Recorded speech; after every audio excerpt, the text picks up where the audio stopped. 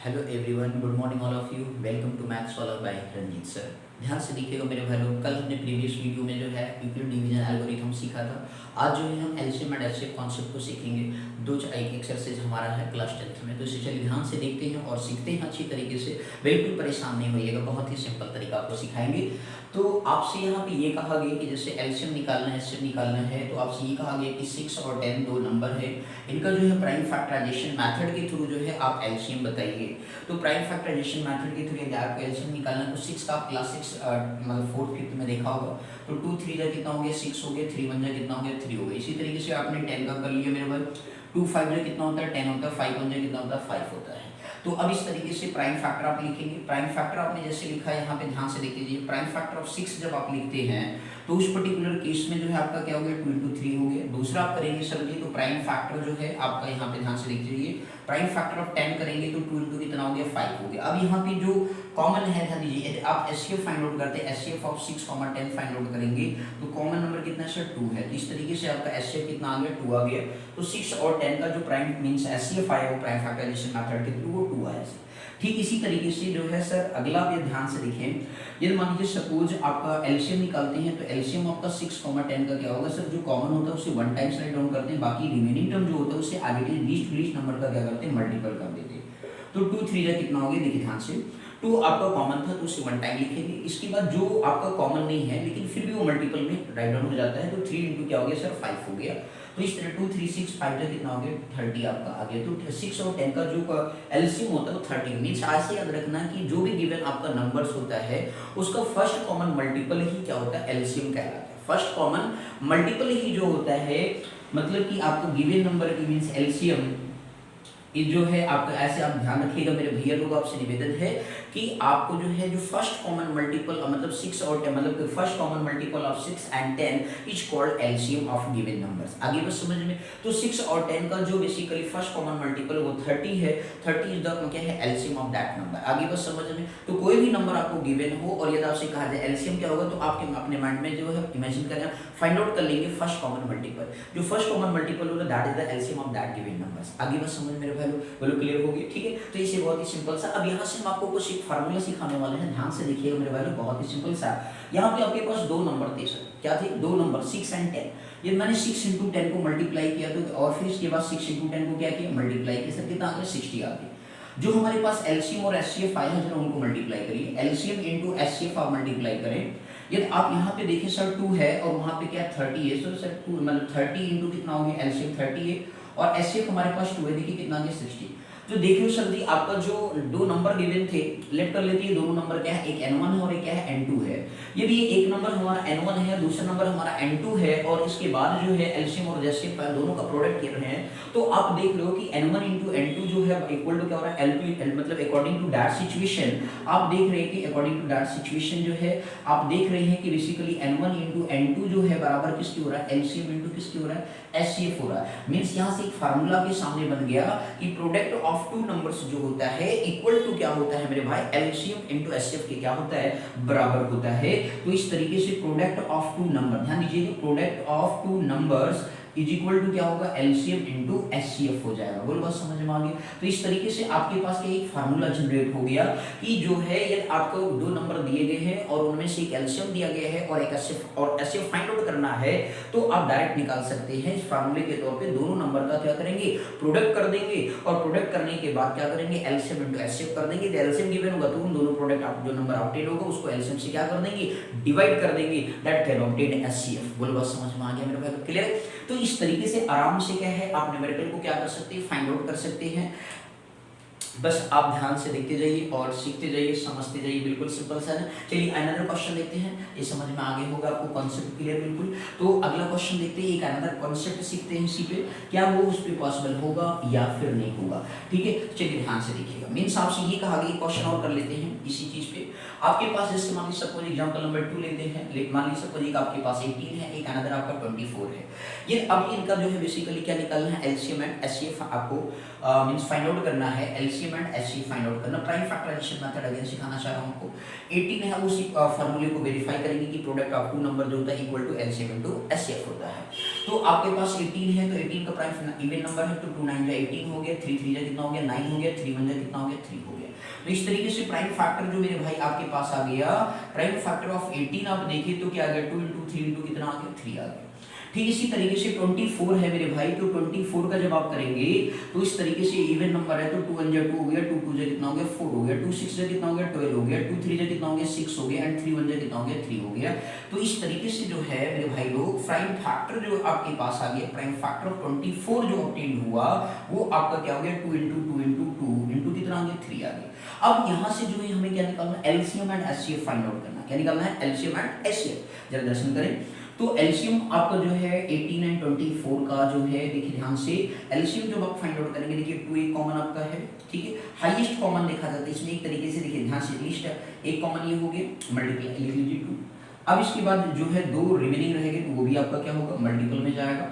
इसके बाद रिमेनिंग यहाँ पे देखिए 3 मैक्सिमम बार कितनी बार 3 बार है, 2 बार है तो इस 3 × 3 कर दिया तो 2 2 जा 4 2 जा 8 3 जा कितना होता है 24, 3 जा कितना होता है 72 होता है। कितना होता है मेरे भाई लोग 72। तो इस तरीके से 18 और 24 का फर्स्ट जो कॉमन मल्टीपल आएगा वो कितना आएगा 72 आएगा। दैट मींस एलसीएम कितना आएगा 72। एचसीएफ यदि आप फाइंड आउट करें तो एचसीएफ आप देख रहे हैं, एचसीएफ जो है आपका 18 और 24 का यदि आप एचसीएफ फाइंड आउट करते हैं तो आपका एक 2 कॉमन है और एक आपका 3 कॉमन है। तो हाईएस्ट कॉमन फैक्टर आपने देखा तो इस तरीके से 2 × कितना आ गया 3 आ गया, दैट मींस क्या आ गया 6 आ गया। मतलब हाईएस्ट कॉमन फैक्टर मींस ये होता है कि ऐसा कौन सा नंबर है जो इन दोनों नंबर से को क्या कर सकता है डिवाइड कर सकता है, जो इन दोनों नंबर को क्या कर सकता है डिवाइड कर सकता है। एलसीएम और एचसीएफ में यही अंतर है।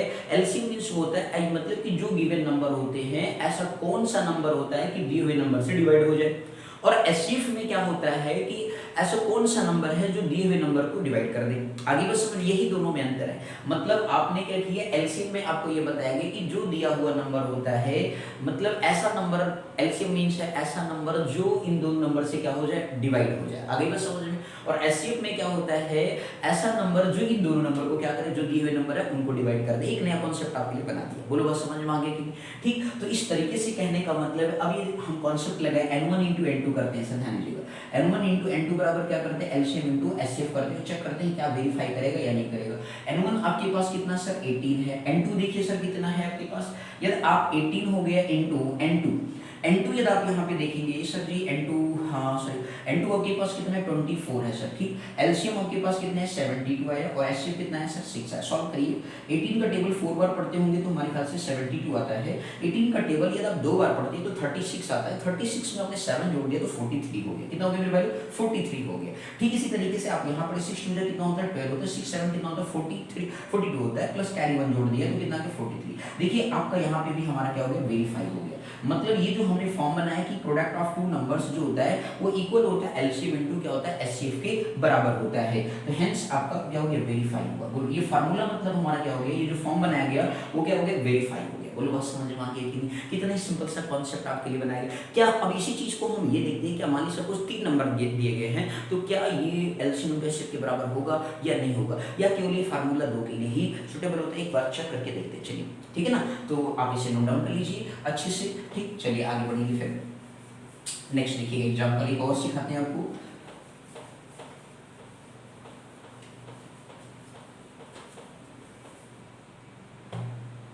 ध्यान दीजिएगा मेरे भाई। चलिए एक एग्जांपल लेते हैं। हमारी 6 है, आपका 10 है और इसके बाद एक आपका 24 है, ठीक है ना। ये 3 नंबर आपके पास 6 है, 10 है, 24 है। इनका जो है एलसीएम और एचसीएफ निकालना है और कॉन्सेप्ट लगाते हैं। जैसे हमने प्रोडक्ट ऑफ 2 नंबर किया, क्या प्रोडक्ट ऑफ 3 नंबर भी एलसीएम और एचसीएफ के बराबर होगा या नहीं होगा, इस चीज को हम यहाँ पे चेक करेंगे। ठीक है ना।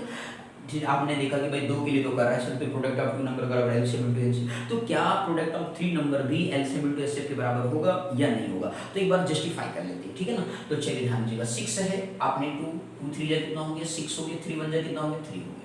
10 का आपने प्राइम फैक्टर किया तो 2 5 जा 10 हो गया एंड 5 1 जा कितना हो गया 5 हो गया। 24 है सर, 2 12 जा कितना होता है 24 होता है, 2 आपका 2 6 जा 12 होता है एंड 2 3 जा आपका सॉरी 2 3 जा कितना हो गया 6 हो गया मेरे भाई, 3 1 जा 3। ये तो सब आपको आता होगा, इसलिए थोड़ा सा जल्दी बता दी हूँ। तो किसी को भी कोई डाउट होगा तो कमेंट सेक्शन में जरूर राइट डाउन करिएगा concept of LCM and HCF के बेस पे। चलिए आगे बात करते हैं। तो प्राइम फैक्टर लिखते हैं सभी के। तो प्राइम फैक्टर आप यहाँ पे ध्यान दीजिएगा, प्राइम फैक्टर ऑफ 6 का जो आपका आ गया 2 इंटू 3 आ गया। इसी तरीके से आप अगले का देखिए, प्राइम फैक्टर जो है आपका बेसिकली 10 है तो 10 का 2 इंटू 5 आ गया। इसी तरीके से प्राइम फैक्टर ऑफ 24 की बात करें यार, तो प्राइम फैक्टर ऑफ 24 की यदि हम बात करते हैं तो 2 इंटू कितना हो गया 3 हो गया। अब इस तरीके से जो है मेरे भैया लोग आपने क्या किया, इनका आपका प्राइम फैक्टर कर लिया। अब ठीक इसी तरीके से जो है यदि आप प्राइम फैक्टर ऑफ 6 करते हैं, प्राइम फैक्टर 10 किया, प्राइम फैक्टर ऑफ 24 किया, तो अब आप जो है मेरे भाई लोग क्या करेंगे, अब इनका एलसीएम निकालते हैं। क्या निकालते हैं, एलसीएम ऑफ 6, 10 एंड 24 का एलसीएम निकालते हैं। तो 6, 10, 24 का एलसीएम देखिए सर, कॉमन आपका मैक्सिमम कॉमन देखेंगे आप, मैक्सिमम कॉमन कहाँ पे सर, 2 कितनी बार है, 3 बार, तो 3 बार प्रोडक्ट करेंगे मेरे भाई, सबसे सिंपल तरीका, मैक्सिमम बार जहाँ पे आएगा वही। ठीक, अब इसके बाद देखिए कितना 3 तो 1 टाइम ही, तो 3 एक बार, और एक बार क्या है सर 5 है, तो 2 2 जो 4 2 जो कितना हो गया 8 8 3 है 24 24 5 जो कितना होता है 120 होता है, कितना होता है 120 हो गया एलसीएम। ठीक है ना सर, एलसीएम समझ में आ गया, मतलब मैक्सिमम रिपीट जो टर्म है आपका 2 3 बार है तो 3 बार ऐड ऑन करेंगे। इसके बाद 3 into 5 आपका 3 एक 1 2 में आ रहा है, 1 में नहीं आ रहा, तो इसको कोई दिक्कत नहीं, 3 वन टाइम लिख देंगे और 5 बचा तो 5 को मल्टीप्लाई कर देंगे। ठीक, अब इसी तरीके से एचसीएफ फाइंड आउट करेंगे। एचसीएफ आप देख रहे हो 6 है, 10 है और 24 है, कोई कॉमन क्या दिख रहा है, हाईएस्ट कॉमन क्या दिख रहा है, केवल 2 दिख रहा है सर, क्या दिख रहा है 2। अब इनका देखिए सर सॉल्व करते हैं, इनको देखते हैं प्रोडक्ट ऑफ 3 नंबर से, मान लीजिए सपोज ये n1 है और ये n2 है और ये क्या है आपका n3 है। ये n1 n2 n3 है, तो उस पर्टिकुलर केस में मेरे भाई लोग यदि आप इनका प्रोडक्ट करिए तो क्या 6 इंटू मतलब 6 n1 इंटू n2 इंटू क्या कि n3 लेट सपोज करते हैं, तो 6 इंटू 10 इंटू 24 कर लिया। तो इस तरीके से बात देखिए मेरे भैया 24 10 2 40 हो गया, इंटू आपका 6 हो गया, 6 0 0 हो गया, 6 4 24 हो गया, 6 2 कितना होता है 12 होता है, 12 प्लस आपका कितना आया 2 तो कितना आ गया 14 40 आ गया। अब एलसीएम इंटू एचसीएफ करके देखते हैं सर, एलसीएम इंटू एचसीएफ करके देखेंगे तो उस केस में आपका क्या है सर जी, यहाँ पे आपको देखिए यहाँ पे कितना है 120 एलसीएम है और इसके बाद 2 आपका कितना 240 है, देखिए सर बराबर है, तो दैट मींस एल मान लीजिए सर लेफ्ट हैंड साइड हो गया क्या राइट हैंड, तो एलएचएस क्या है नॉट इक्वल टू आरएचएस। मतलब यहाँ से ये वेरीफाई हुआ कि बेसिकली प्रोडक्ट ऑफ 3 नंबर्स जो होता है वो आपका एलसीएम इंटू एचसीएफ के बराबर नहीं होता है, एलसीएम इंटू एचसीएफ के बराबर आपका क्या है नहीं होता है। ये चीज आपको नोट डाउन रखना होगा मेरे भाई लोग, बोलो बात समझ में आ गया कि नहीं सर, क्लियर है, कोई डाउट तो नहीं इसमें। तो इस तरीके से आपने यहाँ पे ये देखा कि बेसिकली जो एलसीएम इंटू एचसीएफ है वो प्रोडक्ट ऑफ 3 नंबर्स के बराबर नहीं होता, ओनली किसके बराबर होता है, प्रोडक्ट ऑफ 2 नंबर्स के बराबर होता है। तो इसे आप ध्यान से देख लीजिए, समझ लीजिए। तो आपको आज हमने कुल 2 कॉन्सेप्ट सिखाया कि product of 2 LCM into HCF prime factorization method के थ्रू एक वहां से एक फार्मूला राइट किया कि मतलब कि ये 2 नंबर आपको गिवन है, उन दोनों नंबर का प्रोडक्ट करें और इक्वल टू कर दें एलसीएम इनटू एचसीएफ। तो आपको बेसिकली यहां से जैसे एलसीएम निकालना होगा तो एलसीएम आ जाएगा, एचसीएफ निकालना होगा तो एचसीएफ आ जाएगा। तो इस तरीके से मतलब यदि आपको 2 नंबर दिए गए हैं, एलसीएम दिया है तो एचसीएफ निकल जाएगा। यदि आपको एक नंबर दिया है, एक एलसीएम दिया है, एक एचसीएफ दिया है, मतलब एलसीएम एचसीएफ दिया गया है और एक नंबर दिया गया है तो दूसरा नंबर निकल जाएगा। तो इस तरीके की सिचुएशन क्या होंगे अराइज होती हैं। आगे बस समझ में क्लियर होगी। तो यहाँ पे और एक चीज और देखा हमने कि मान लीजिए सपोज जैसे 3 नंबर दिए गए हैं तो क्या वो एलसीएम इनटू एचसीएफ के बराबर होते हैं। तो हमने अभी इस क्वेश्चन के अंदर देखा कि बेसिकली एलसीएम इनटू एचसीएफ जो होता है वो 3 नंबर के प्रोडक्ट के बराबर नहीं होता है। बोलो बस समझ में आ गई कि नहीं, बोलो क्लियर हो गया मेरे भाई लोग, कोई डाउट तो नहीं इसमें। ठीक, तो इस तरीके से आपसे निवेदन है कि इसे आप ध्यान से देख लीजिएगा। छोटा सा कॉन्सेप्ट लेकर आपके लिए आए थे क्योंकि सर थोड़ा सा हमारे अनदर क्लास में, तो इसलिए thank you so much for watching this my video. तो आपको नेक्स्ट वीडियो में मिलते हैं, आगे को इस पे ढेर सारे क्वेश्चन आपको हम कराएंगे नेक्स्ट क्लास में। कल की क्लास में आपसे मिलती हैं, आपकी सेवा में हाजिर होंगे। Thank you so much for watching this my video, thank you.